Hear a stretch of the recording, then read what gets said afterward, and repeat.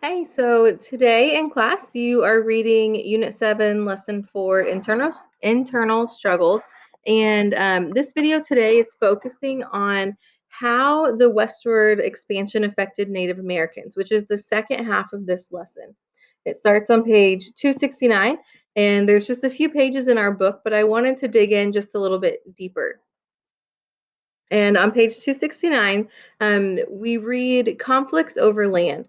And so, as we know, we've talked about this in class ever since August, that there are periods of time in history where it's not pretty and it's not happy and it's unfair. And this is one of those times where certain people have been mistreated, and oftentimes one side gains and another side loses.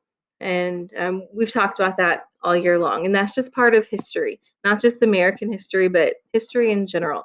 And today we're going to be looking at the Indian Removal Act. Um, President Andrew Jackson, he was our seventh president.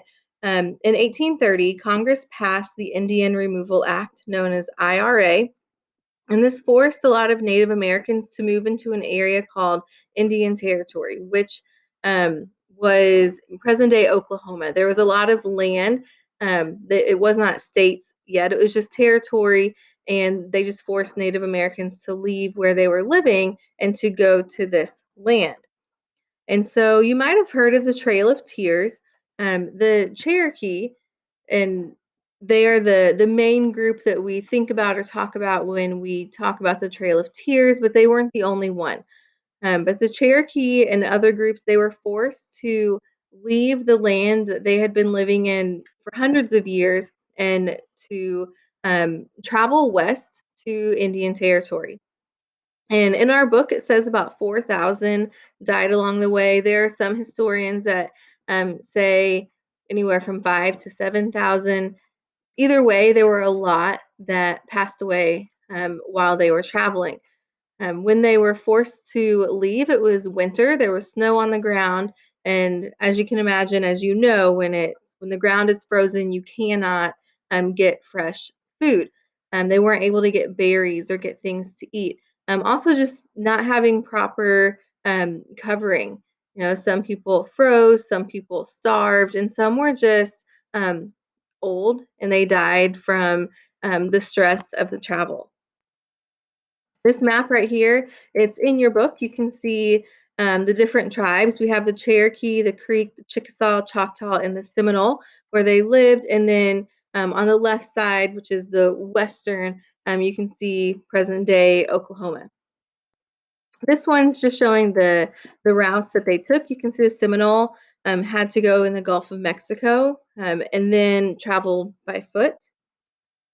And this here is just a painting kind of showing what it looks like. You can see there is snow on the ground, and there are soldiers there keeping the people moving and forcing them to leave their land. This right here is a timeline showing things that happened because of the Indian Removal Act. It goes from 1838 to 1939. So 100 years of different things that happened. You're welcome to hit pause so you can read through this. And one group in particular um, didn't just sit back and let the government tell them what to do, and that was the Seminole. And so they fought back. The Seminole Wars actually lasted about 50 years. And so the Seminole, they refused to leave. Some did go and they went to Oklahoma, but others stayed.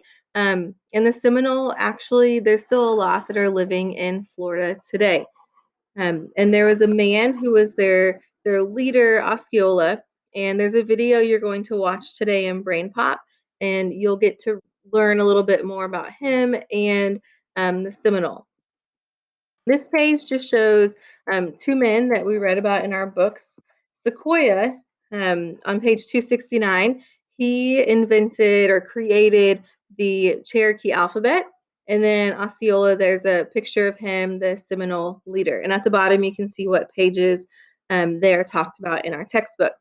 Okay, so tomorrow there's going to be a quiz over lesson 4. Make sure you've read the book. It's not just over this last part, how Native Americans were affected, but the entire lesson. So